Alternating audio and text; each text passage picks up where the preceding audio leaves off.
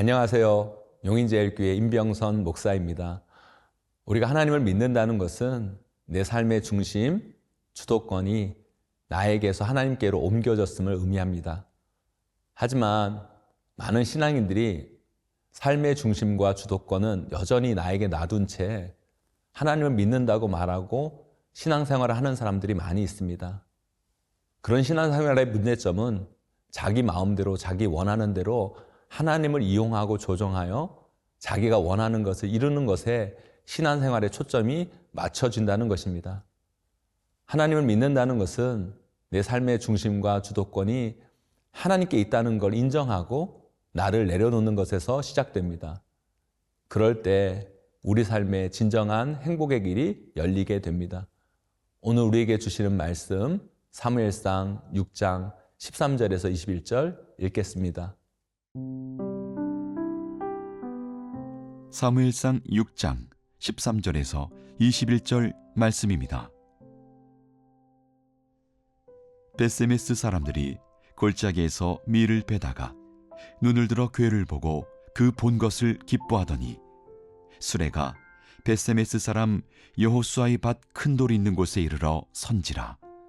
무리가 수레의 나무를 패고 그 암소들을 번제물로 여호와께 드리고 레위인은 여호와의 궤와 그 궤와 함께 있는 금봄을 담긴 상자를 내려다가 큰 돌 위에 두매 그날에 벳세메스 사람들이 여호와께 번제와 다른 제사를 드리니라. 블레셋 5 방백이 이것을 보고 그날에 에그론으로 돌아갔더라.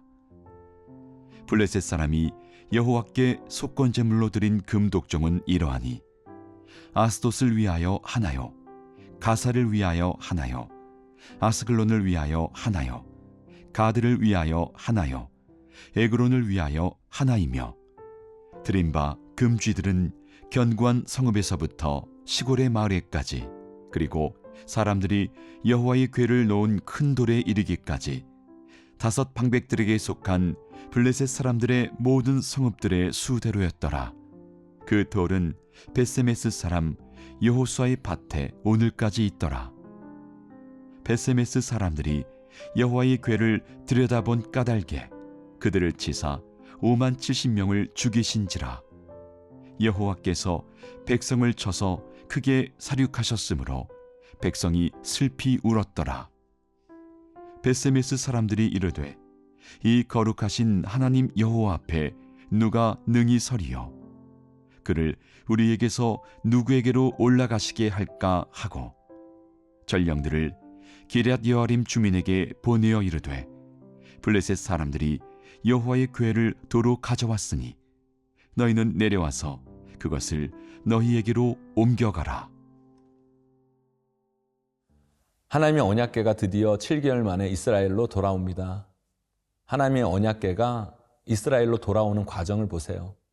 거기에는 어떤 이스라엘 백성들의 개입, 관여도 없었습니다. 하나님은 홀로 언약궤의 방향과 머물 곳을 주도하셔서 드디어 언약궤를 이스라엘에 도착하게 하십니다. 이것을 통해 우리가 깨달아야 할 것이 있습니다. 하나님은 하나님의 백성이 우리가 없이도 그 모든 일을 행하실 수 있는 분이시고 모든 것을 이루실 수 있는 분이시라는 사실입니다.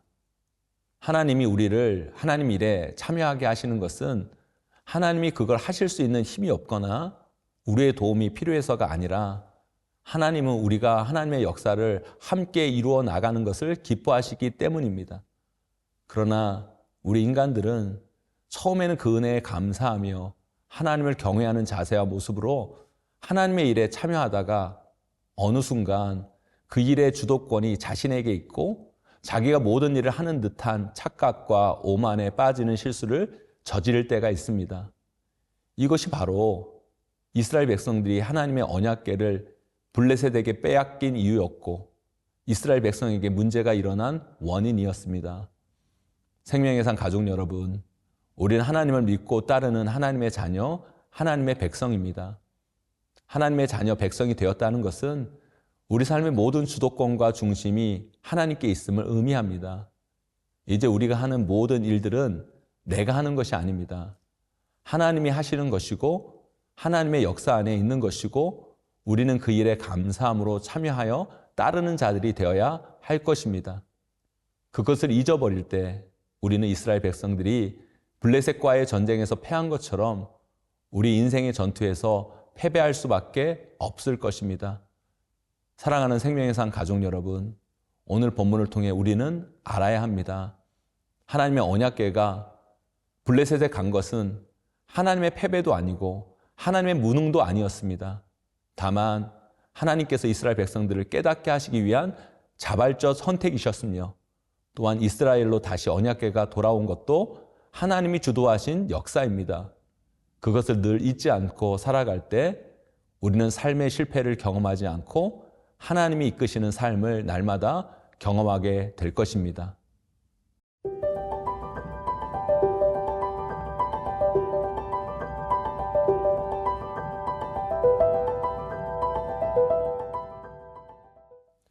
오늘 본문은 우리에게 비극적 한 사건을 설명해 주고 있습니다. 하나님의 언약궤가 도착한 벳세메스에 축제가 벌어졌는데 그때 그곳에서 큰 비극이 일어납니다. 벳세메스 사람들이 도착한 언약궤가 신기하고 궁금해서 그것을 들여다보았다가 많은 사람들이 죽고 만 것입니다. 하나님의 임재의 상징인 언약궤는 절대 제사장 외에 다른 일반 백성이 가까이에서는 안 되는 것이었습니다.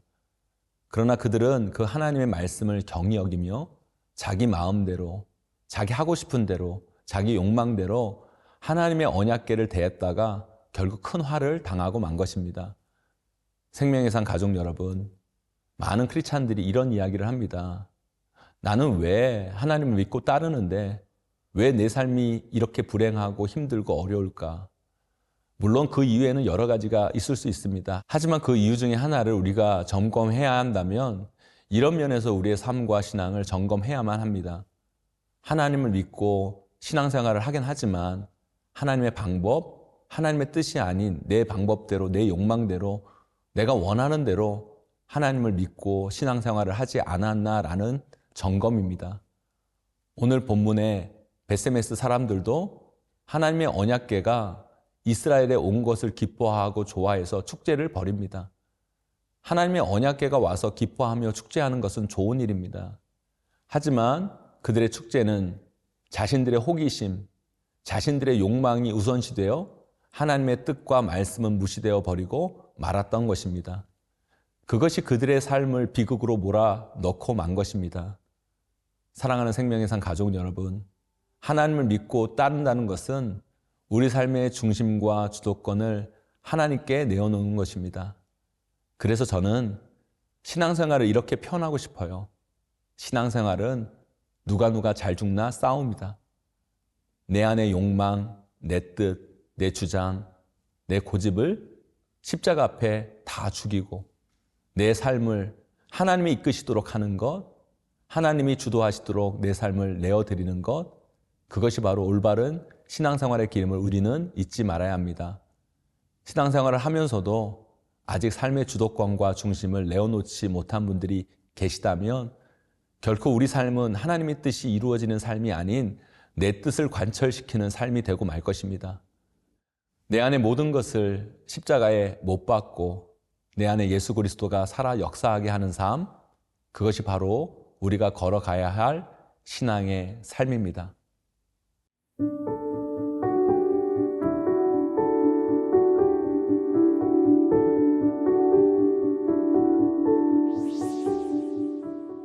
하나님 아버지, 우리의 삶의 주도권과 중심을 하나님께 내어드립니다.